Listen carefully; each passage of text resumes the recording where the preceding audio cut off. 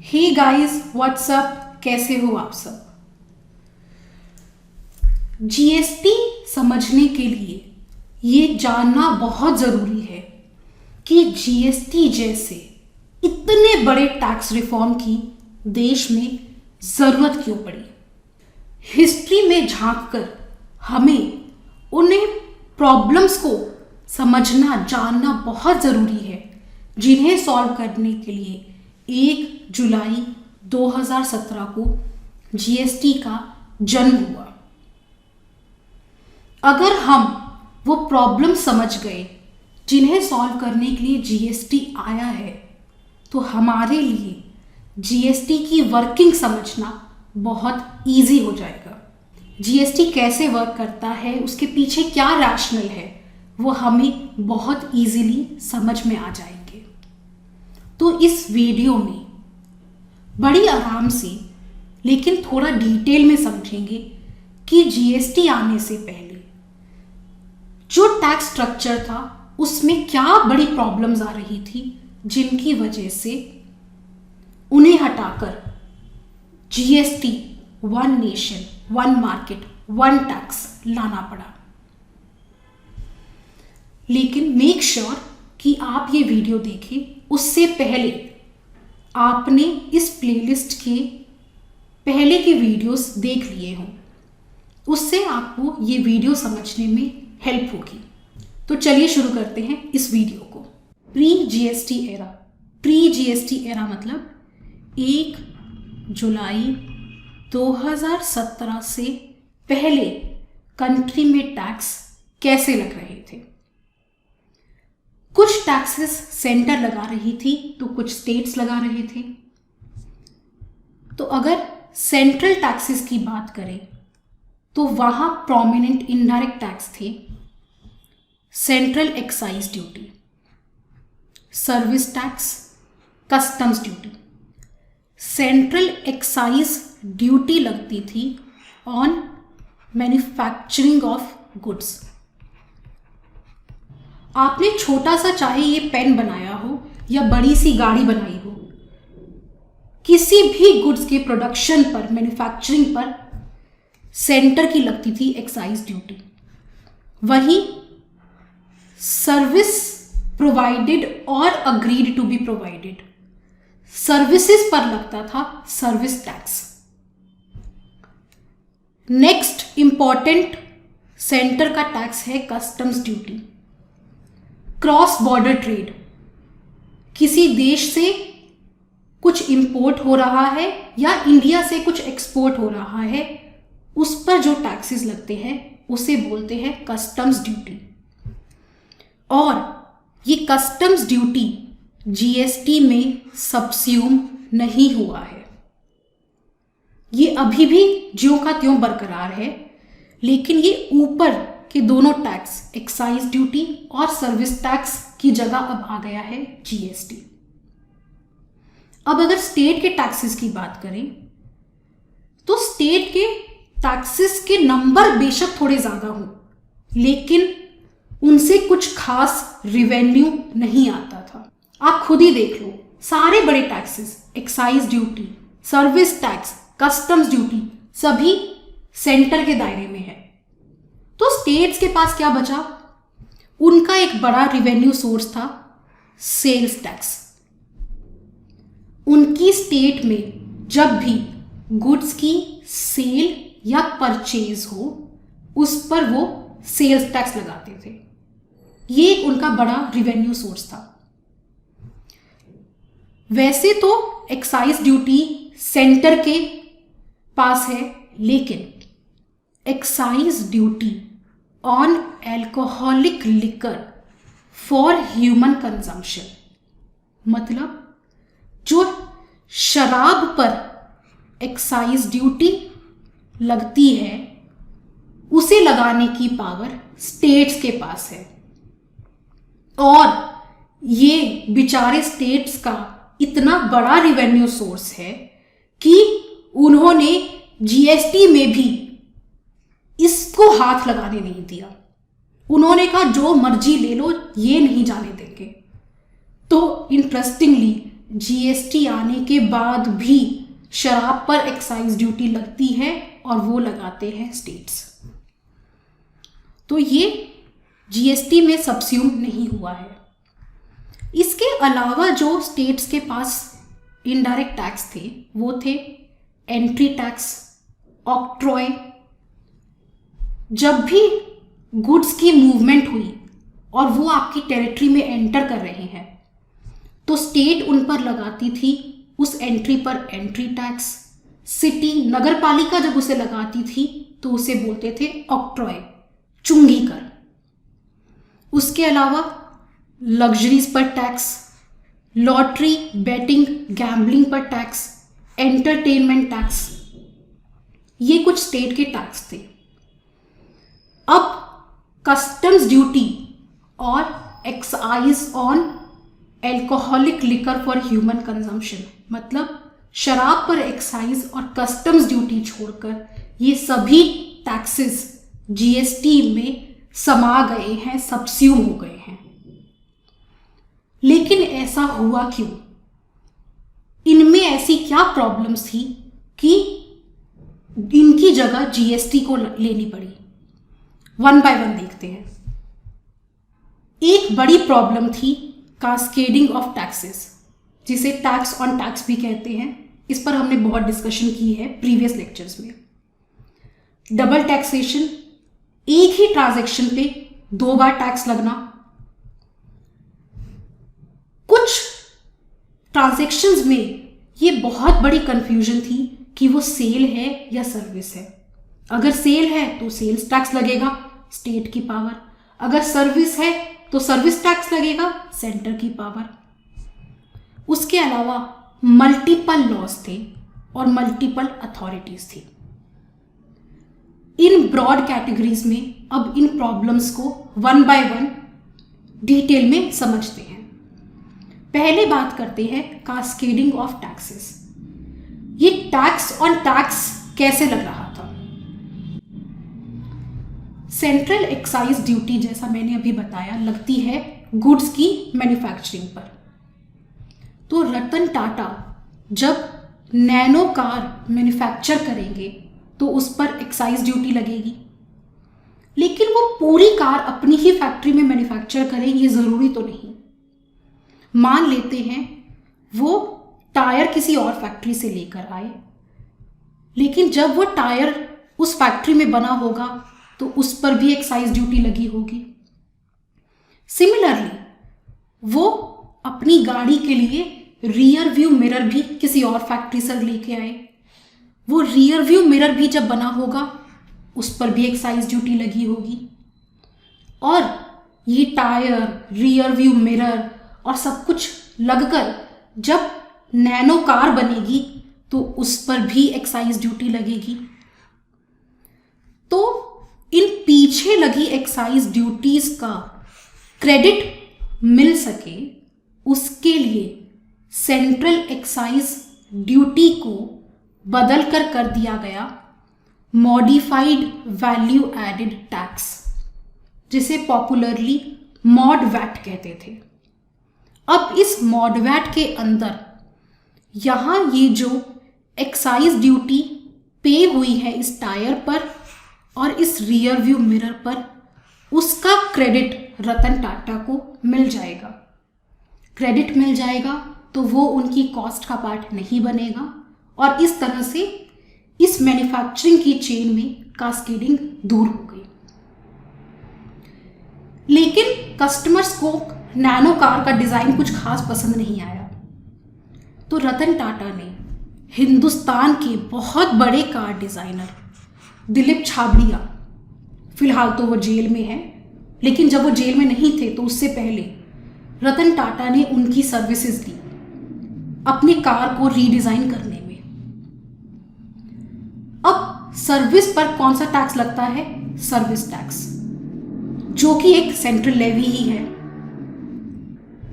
तो यहां मॉडवैट में इस एक्साइज ड्यूटी का तो क्रेडिट मिल रहा था चेन में, लेकिन सर्विस टैक्स का क्रेडिट ना मिलने की वजह से वो रतन टाटा की कॉस्ट का पार्ट बन रहा था और उससे कास्केडिंग इफेक्ट हो रहा था।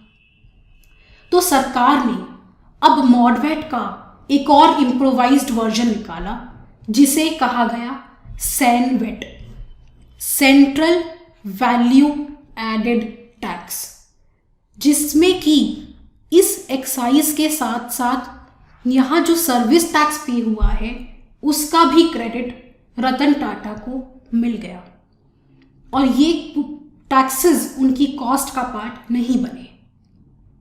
तो पहले आया मॉडवेट और मॉडवेट का भी इम्प्रोवाइज्ड और बेटर वर्जन आया सैनवेट। अब अगर स्टेट के सेल्स टैक्स की बात करें तो इस पे तो हमने लास्ट लेक्चर में बहुत चर्चा की थी कि यहाँ इस 100 रुपये का क्रेडिट दया को नहीं मिल रहा था, तो वो उसकी कॉस्ट का पार्ट बन रहा था और उस पर फिर से जब वो बिकता था माल तो उस पर भी सेल्स टैक्स लगता था, मतलब टैक्स ऑन टैक्स। उसे दूर करने के लिए स्टेट्स सेल्स टैक्स में भी वैल्यू एडेड टैक्स ले आए और वही पॉपुलरली कहलाया वैट। तो वैट और कुछ नहीं था, सेल्स टैक्स ही आगे चलकर बना वैट, जहां इस 100 रुपये का क्रेडिट दया को मिल जाएगा, वो कॉस्ट का पार्ट नहीं बनेगा, सिर्फ वैल्यू एडिशन पे टैक्स लगता चलेगा। तो ये तो बहुत अच्छी चीजें हो रही हैं। हो सकता है आप में से किसी के मन में आ भी रहा हो कि जब हम सैनवेट ले आए और स्टेट्स में वैट ले आए तो हमने कास्केडिंग तो दूर कर दी, तो प्रॉब्लम कहाँ रह गई? प्रॉब्लम्स कुछ ऐसी थी। टाटा नैनो का प्लांट है सिंगूर में, वेस्ट बंगाल में। वहां रतन टाटा ने नैनो बनाई। जब वो कार उन्होंने बनाई, मैन्युफैक्चर किया, उसका उत्पादन किया, तो उस पर मोदी जी कहेंगे एक्साइज ड्यूटी लाओ। मान लेते हैं एक्साइज ड्यूटी का रेट है 10% और जो कार बनकर निकली उसकी वैल्यू थी 1 लाख रुपए, तो 10,000 की एक्साइज ड्यूटी रतन टाटा मोदी जी को दे देंगे। अब वो कार बिकी, वेस्ट बंगाल में ही बिकी, तो उस पर लगेगा वैट, मतलब सेल्स टैक्स। मान लेते हैं उसका भी रेट 10% ही है, लेकिन वो इस कार की 1 लाख की वैल्यू पर लगेगा या 1,10,000 की वैल्यू पर लगेगा? आइडियली तो वो 1 लाख की वैल्यू पर लगना चाहिए। कार बिक रही है, आप उस 1 लाख पर वैट लो, लेकिन नहीं, यहां वो वैट लगता था 1,10,000, जिसमें 1 लाख तो उस कार की वैल्यू थी और 10,000 ऑलरेडी जो रतन टाटा ने एक्साइज ड्यूटी पे की वो थी। तो यहां हो रहा था tax on tax, cascading effect. ठीक है। सेकेंडली, दया एक शर्ट्स का ट्रेडर है। वो कोई मैन्युफैक्चरिंग नहीं कर रहा, कोई सर्विस नहीं दे रहा, वो शर्ट खरीदता है और आगे बेच देता है।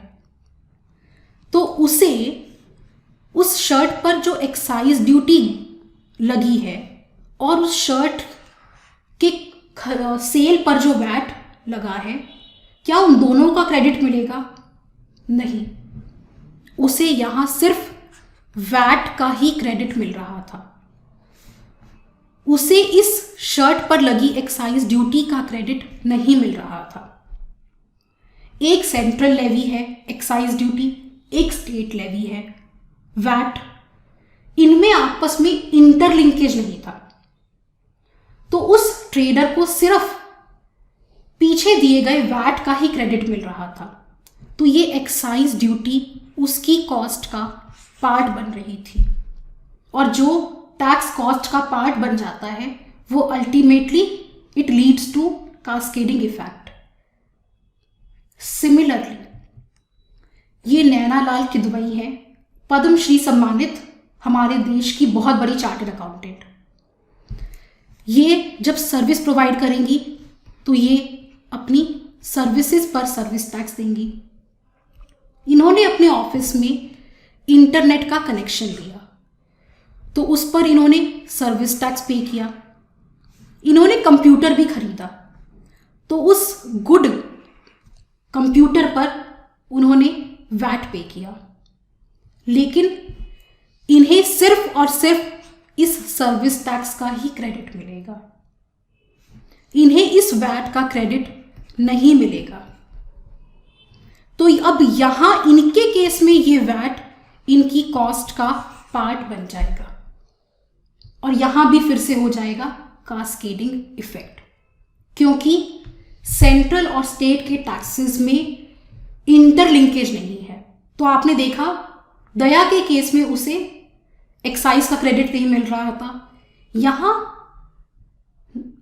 चार्टर्ड अकाउंटेंट नैनालाल किदवई को पीछे दिए गए वैट का क्रेडिट नहीं मिल रहा। इस तरह से ये इंडिया बाहर से देखने में तो एक ही जैसा लगता था, लेकिन सेंटर और स्टेट्स आपस में अंदर ही हिंदुस्तान और पाकिस्तान जैसे रह रहे थे और इसकी वजह से नुकसान होता था कस्टमर का, जो टैक्स पे टैक्स पे करता था। उस सारे कास्केडिंग इफेक्ट का बर्डन उठाता था वो कंज्यूमर। अब इसमें फर्दर देखते हैं एक पॉइंट, सेंट्रल सेल्स टैक्स। ये क्या होता है और ये क्या प्रॉब्लम्स पैदा कर रहा था। एक डीलर ने यूपी से माल खरीदा और वो वेस्ट बंगाल ले गया। मान लीजिए उस माल की वैल्यू है 10,000 रुपए। अब यहां सेल्स टैक्स तो लग नहीं सकता, क्योंकि यहां इंटर स्टेट सेल हो रही है, एक स्टेट से दूसरी स्टेट में सेल हो रही है।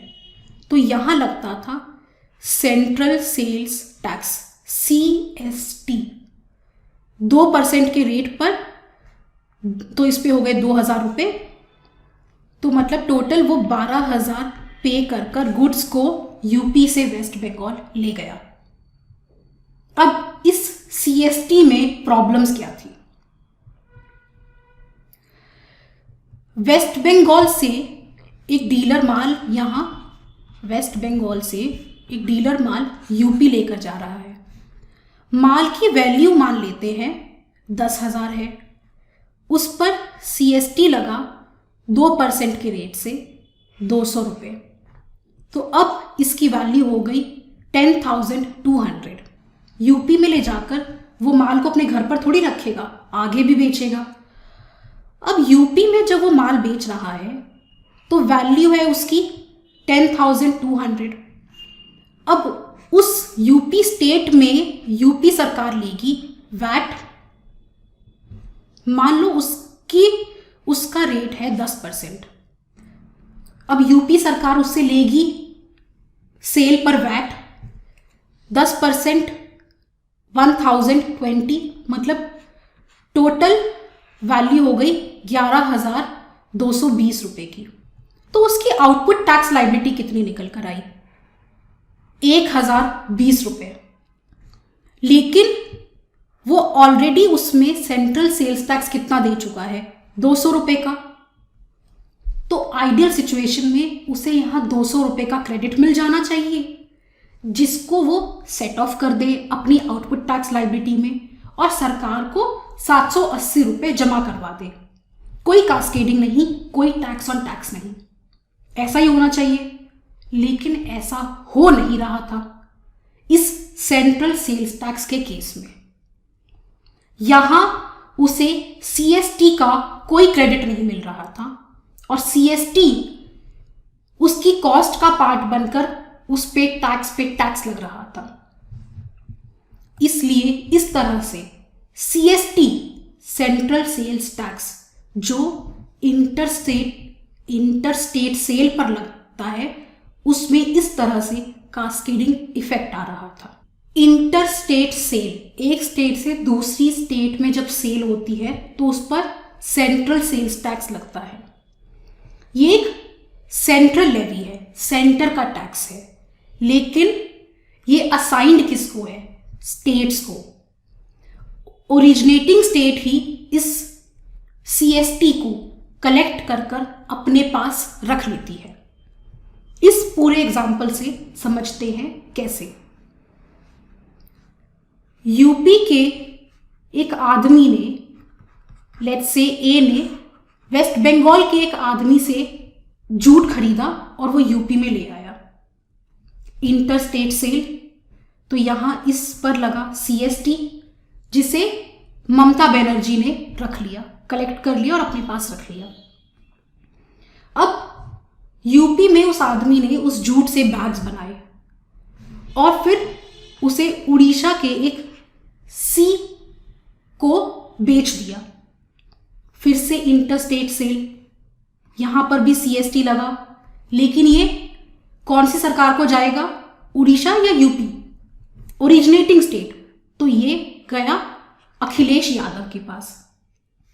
अब उड़ीसा के उस सी ने उन बैग्स में चावल भरे और चावल के भरे हुए बैग्स वो महाराष्ट्र के एक डी आदमी को बेच दिए।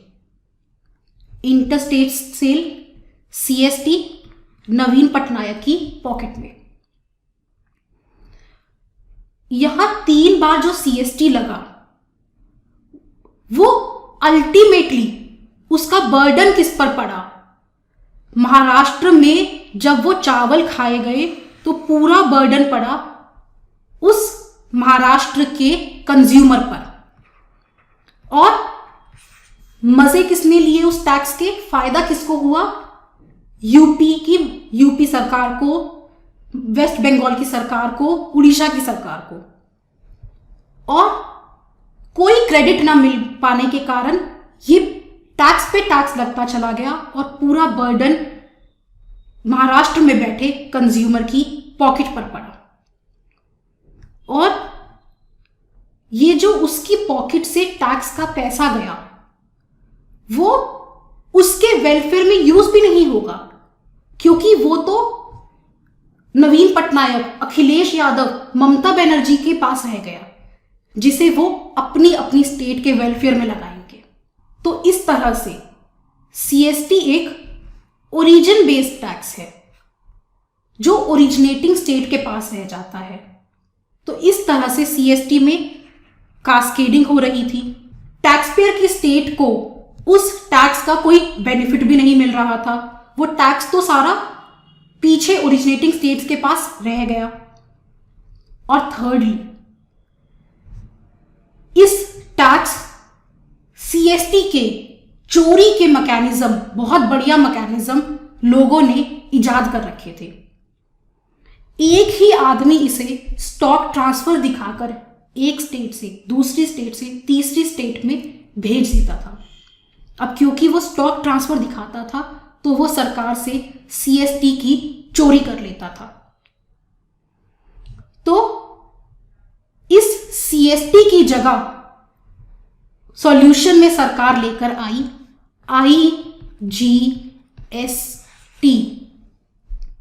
जिसे वॉश आउट टैक्स भी कहते हैं। तो सरकार ने यहां सिर्फ कंज्यूमर का फायदा नहीं किया, जैसा अक्सर पॉलिटिशियंस बोलते हैं, यहां सरकार ने अपनी जेब भी बचाई, क्योंकि लोगों ने सीएसटी की चोरी के मैकेनिज्म निकाल लिए थे। तो इस आईजीएसटी ने आकर सीएसटी की इन प्रॉब्लम्स को दूर किया। आगे चलकर समझेंगे कि आईजीएसटी ने ये सारी सीएसटी की प्रॉब्लम्स को दूर कैसे किया और इसे वॉश आउट टैक्स क्यों कहते हैं। तो हमने देखा कि एक ट्रेडर को एक्साइज का क्रेडिट नहीं मिलता था, सर्विस प्रोवाइडर को वैट का क्रेडिट नहीं मिलता था, सीएसटी में कास्केडिंग हो रही थी, जो स्टेट का वैट था वो एक्साइज की ड्यूटी पर भी लगता था। इस तरह से मल्टीपल जगह पे टैक्स पे टैक्स लग रहा था। तो बेशक सेंटर में सैंडविच और स्टेट में वैट आ चुका था, फिर भी टैक्स पे कास्केडिंग इफेक्ट चल रहा था। दूसरी बड़ी प्रॉब्लम थी डबल टैक्सेशन की। आप अपना एक घर बना रहे हो, आप खुद तो जाकर अब ईंटें सीमेंट लगाकर घर बनाओगे नहीं। आपने एक ठेकेदार को बुलाया और विद मटेरियल ही उसे घर बनाने का ठेका दे दिया। सामान भी तू लेकर आ और मेरा ऐसे ऐसे घर बनाकर मुझे दे दे। तो वो ठेकेदार घर बनाने के लिए ईंटें, सीमेंट, सरिया एटसेट्रा एटसेट्रा लेकर आया। अब स्टेट गवर्नमेंट का इंपॉर्टेंट टैक्स कौन सा था? Sales tax. तो उन्होंने इस ईंट पर, सीमेंट पर, सरिये पर सेल्स टैक्स लगाने की मंशा जाहिर करी कि यहां ठेकेदार आपको उन चीजों की सेल कर रहा है, हमें इस पर सेल्स टैक्स दो। ये केस पहुंचा सुप्रीम कोर्ट। सुप्रीम कोर्ट ने कहा सेल क्या होती है? सेल्स टैक्स सेल पर लगता है, लेकिन सेल होती क्या है? सेल की डेफिनेशन उठाई गई सेल ऑफ गुड्स एक्ट से, जहां पर सेल का मतलब है गुड्स की एज इट इज ओनरशिप आप ट्रांसफर कर दो। सुप्रीम कोर्ट ने पूछा क्या यहां ठेकेदार ईंट, सीमेंट, सरिया एज इट इज उनकी ओनरशिप कंज्यूमर को ट्रांसफर कर देता है? उसके प्लॉट पर बनाने के लिए ईंटें, सीमेंट, सरिया पड़ा है, ठेकेदार लेके आया है, क्या वो आपका हो गया? नहीं। उसने उस ईंट, सीमेंट, सरिये का इस्तेमाल करते हुए दीवारें बनाई, पिलर्स बनाए, आपका घर बनाया। जब उस सीमेंट से उसने दीवार बना दी तो सीमेंट कहां रह गई? वो तो दीवार हो गई। तो वहां एज इट इज उस सीमेंट का ओनरशिप कभी भी आपके पास नहीं आया। इस तरह मतलब किसी भी बिल्डिंग मटेरियल का ओनरशिप कभी भी आपके पास एज इट इज नहीं आया। वो सब तो घर बनने में लग गए और अल्टीमेटली आपको मिला घर। तो वो वहां कभी इस तरह की सिचुएशन में बिल्डिंग मटेरियल की सेल हो ही नहीं रही है, तो स्टेट गवर्नमेंट उस पर सेल्स टैक्स नहीं ले सकती। ओके। सिमिलरली वेटर ने आपकी टेबल पर लाकर आपका पसंदीदा लाजवाब खाना रखा, लेकिन वो टेबल पर खाना रख देने से उस खाने की ओनरशिप आपको ट्रांसफर नहीं हुई है। वो खाना आपके खाने के लिए रखा गया है, और जब आपने वो खाना कंज्यूम कर लिया तो खाना कहां रह गया? मतलब यहां भी पहले वाले एग्जाम्पल की तरह खाने की एज इट इज सेल नहीं हो रही। सेल नहीं तो सेल्स टैक्स नहीं। ऐसे ही हायर परचेज अग्रीमेंट में आपने हायर परचेज अग्रीमेंट पे कुछ सामान खरीदा, फॉर एग्जाम्पल टीवी खरीदा, मोबाइल खरीदा, तो आप पहली इंस्टॉलमेंट देते हो, उसी समय वो सेलर आपको टीवी की, मोबाइल की पोजेशन दे देता है। माइंड माय वर्ड्स, वो आपको उनका उस गुड्स का पोजेशन दे देता है, ओनरशिप नहीं देता। आप इंस्टॉलमेंट पे इंस्टॉलमेंट देते रहोगे, लेकिन जब तक आप लास्ट इंस्टॉलमेंट नहीं दे दोगे, उस टीवी की, मोबाइल की, फ्रिज की, जो भी चीज हो, उसकी ओनरशिप आपको ट्रांसफर नहीं होगी। रादर वो इंस्टॉलमेंट एक रेंट की तरह है, किराए की तरह है। आपने एक भी इंस्टॉलमेंट पे करने में चूक की, वो आपका सामान उठाकर वापस ले जा सकते हैं। तो जब यहां गुड्स की ओनरशिप ट्रांसफर ही नहीं हुई, तो यहां भी बेचारी स्टेट्स सेल्स टैक्स नहीं लगा पा रही थी। तो इस तरह से बेचारी गरीब स्टेट्स, जिनका एकमात्र और बड़ा source of revenue sales tax था, वो इतने बड़े बड़े ट्रांजैक्शन से छूट जा रहा था। उनको रोता भिलकता देखकर कॉन्स्टिट्यूशन में एक अमेंडमेंट लाया गया, आर्टिकल 366(29)A, जहां एक डीमिंग फिक्शन क्रिएट किया गया।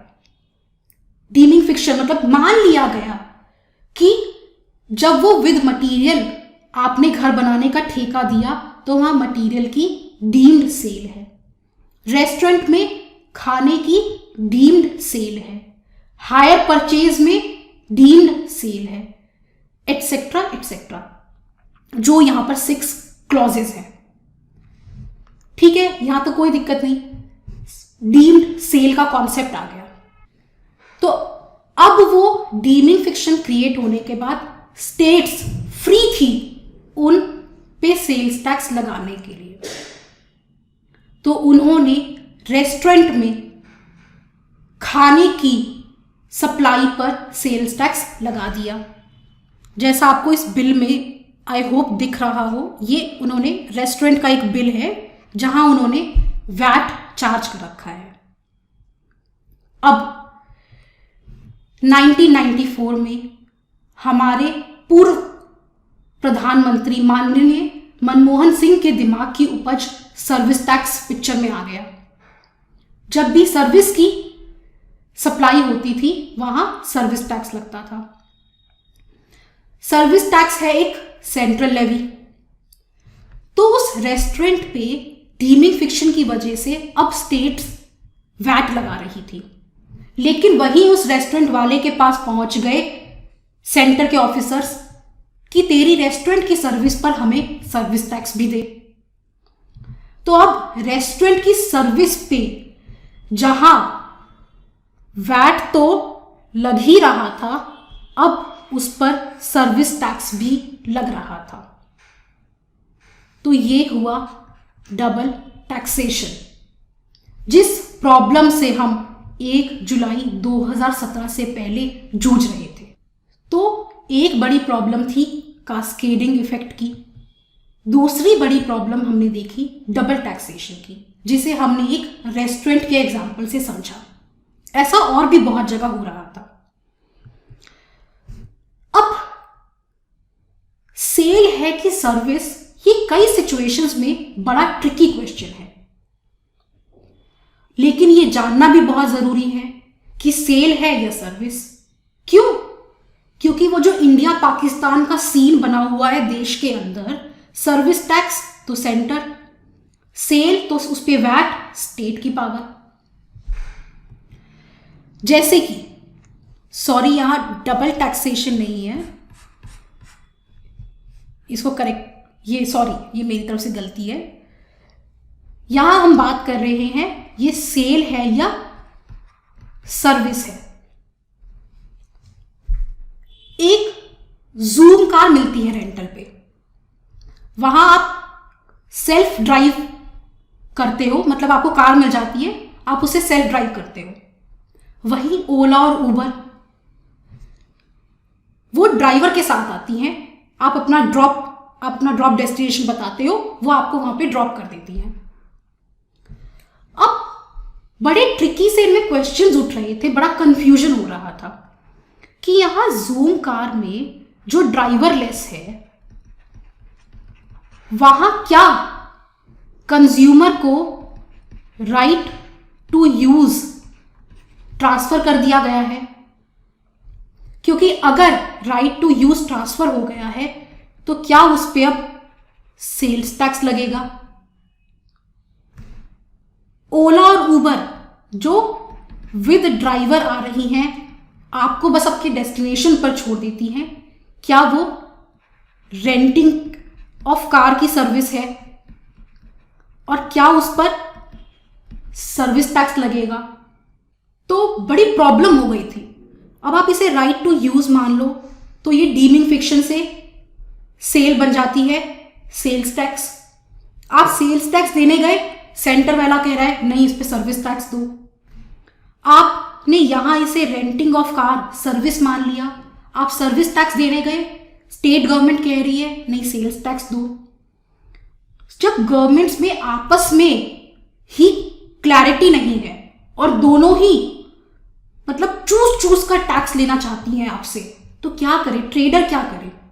कोई टैक्स पेयर क्या करे? वो कहां जाए, वो कौन सा टैक्स पे करे? तो बड़ी कुछ सिचुएशन में बड़ी दिक्कतें आ रही थी। सॉफ्टवेयर, जैसे कि सॉफ्टवेयर आपने मीडिया पर उतार दिया, एक सीडी पर उतार दिया, उसे आप ओवर द काउंटर बेच रहे हो, तो सरकार उस पर सेल्स टैक्स ले रही है। आपने अपने कुछ स्पेसिफिकेशंस देकर एक कस्टमाइज्ड सॉफ्टवेयर बनवाया, तो वो सर्विस है या सेल है, सेंटर उस पर सर्विस टैक्स मांग रही है। तो सॉफ्टवेयर में भी बहुत लिटिगेशन हो रही थी कि कैंड सॉफ्टवेयर, अनकैंड सॉफ्टवेयर, कौन सा पे सेल्स टैक्स लगेगी, किस पे सर्विस टैक्स लगेगी, कुछ ज्यादा क्लैरिटी नहीं थी वहां पे। तो टैक्स पेयर को बड़ी दिक्कत आ रही थी कि वो कौन सा टैक्स पे करे। यहां आपके स्टडी मटेरियल में इसे डबल टैक्सेशन की कैटेगरी में रखा गया है कि सॉफ्टवेयर पे वैट और सर्विस टैक्स दोनों लग रहे थे। इन माय हम्बल ओपिनियन ये नहीं, ऐसा नहीं हो रहा था। इशू ये था कि कंफ्यूजन था वैट लगे या सर्विस टैक्स लगे, क्योंकि अगर वो सेल हो गई और उस पर वैट लग रहा है तो उस पर सर्विस टैक्स लगने का तो कोई सवाल ही पैदा नहीं होता। VAT sales tax state list में है, सर्विस टैक्स सेंटर की पावर है। वो जैसे ही स्टेट लिस्ट में चला गया, सेंटर उस पर हाथ भी नहीं लगा सकती। सिमिलरली अगर वो सर्विस है और उस पर सर्विस टैक्स लग रहा है तो उस पर सेल्स टैक्स लगने का सवाल ही पैदा नहीं होता।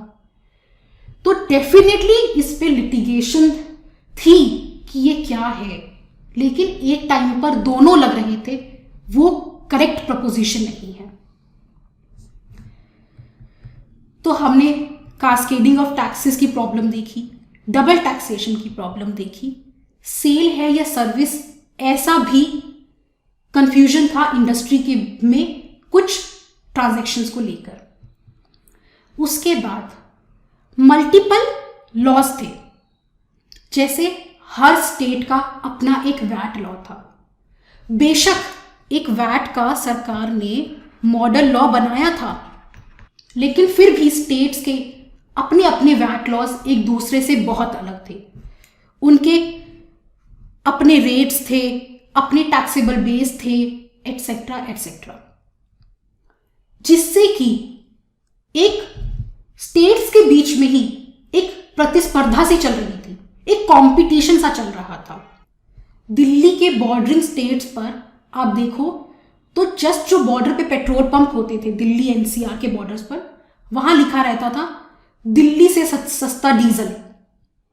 ये देखिए यहां मैंने ये कुछ बैनर्स भी लगाए हैं, दिल्ली से सस्ता पेट्रोल ले। अगर आपको दूसरा दिख रहा हो तो दिल्ली से सस्ता डीजल एवं पेट्रोल, मतलब दिल्ली में घुसने से पहले अपनी टंकी फुल करवा लो। वहां फुल करवाओगे तो उसका रिवेन्यू किसकी जेब में? उस हरियाणा, यूपी, जिस भी स्टेट में आप करवा रहे हो उसकी जेब में। तो आपस में एक रेट वॉर चल रही थी। अच्छा, इंटरेस्टिंगली अगर इस पेट्रोल डीजल की बात करें तो हो सकता है ये प्रतिस्पर्धा थोड़े दिन और चले, क्योंकि टेम्परेरीली पेट्रोल, डीजल इन्हें जीएसटी के दायरे से बाहर रखा गया है। उसके बाद किसी को मल्टीपल स्टेट्स में काम करना है तो बड़ी दिक्कत। हर स्टेट का अपना वैट लॉ, अपना रजिस्ट्रेशन, अपनी रिटर्न्स, और हर एक वैट लॉ इतना आपस में डिफरेंट। मतलब आपको हर स्टेट के वैट की नॉलेज होनी चाहिए, आपको हर स्टेट में एक एक्सपर्ट ओपिनियन चाहिए। पूरे मल्टीपल स्टेट्स में काम करने के लिए तो आप इंडिया के अंदर ही काम कर रहे हो, लेकिन आपको ऐसा लगेगा पता नहीं न जाने आप कितने देशों में काम कर रहे हो। अब आप कहोगे जीएसटी में भी तो 4 एक्ट्स है, CGST act, SGST act, UTGST act, IGST act. बेशक जीएसटी में भी आपको स्टेट वाइज रजिस्ट्रेशन करवाना होता है, लेकिन अब जीएसटी में लॉज में यूनिफॉर्मिटी है। सीजीएसटी और SGST completely in parity with each other है, मतलब बिल्कुल सिमिलर प्रोविजंस हैं, सिमिलर लॉज हैं। रजिस्ट्रेशन बेशक स्टेट वाइज लेना है, लेकिन प्रोसीजर बिल्कुल सेम है, लॉज में यूनिफॉर्मिटी है। ऐसे भी बहुत सारे स्टेट के टैक्सेस थे जो वैट में भी सबस्यूम नहीं हुए थे। For example luxury tax, entertainment tax, ये सिंगल ट्रांजैक्शन पे मल्टीपल टैक्सेस लग रहे थे और ये वैट में सबस्यूम भी नहीं हुए थे, उसकी भी दिक्कत। उसके बाद एंट्री टैक्स, ऑक्ट्रॉय। जैसे ही आपकी स्टेट में गुड्स की एंट्री हुई उस पर स्टेट लगा देती थी एंट्री टैक्स, नगर पालिका सिटी लगा देती थी ऑक्ट्रॉय, चुंगी कर। लंबी लंबी लाइन में ट्रक खड़े हुए हैं, डीजल वेस्ट हो रहा है, फॉरेन करेंसी का नुकसान। दिल्ली से बॉम्बे की जो एक ट्रक की जर्नी 2 दिन में पूरी हो जानी चाहिए थी, वो इन हर स्टेट पे, हर नाके पे रुकने की वजह से उसमें 4 दिन 5 दिन लग रहे थे। क्या ये फ्री फ्लो ऑफ ट्रेड था? क्या लग रहा है आपको आप एक ही देश में काम कर रहे हो? आपको दिल्ली से बॉम्बे आने के बीच में इतनी बार रुकना पड़े, इतना टैक्स देना पड़े, वहां खड़े रहना पड़े घंटों घंटों लाइन में। ये क्या एक देश है? क्या आप एक देश में काम कर रहे हो? तो इस तरह की समस्याएं जीएसटी आने से पहले हम फेस कर रहे थे। उसके बाद क्योंकि मल्टीपल लॉज थे तो मल्टीपल अथॉरिटीज भी थी। सेंटर में सीबीईसी, सेंटर डिपार्टमेंट, हर स्टेट का अपना अलग वैट डिपार्टमेंट। कभी किसी का नोटिस आ रहा है, कभी किसी का नोटिस आ रहा है, सबका रजिस्ट्रेशन प्रोसीजर अलग है, सबकी रिटर्न फाइलिंग अलग है। अब जीएसटी में इन सब प्रॉब्लम्स को दूर कर दिया है। फॉर एग्जाम्पल, अब स्टेट और सेंटर जो है ना, उनके बीच में असेसिस को बांट दिया गया है।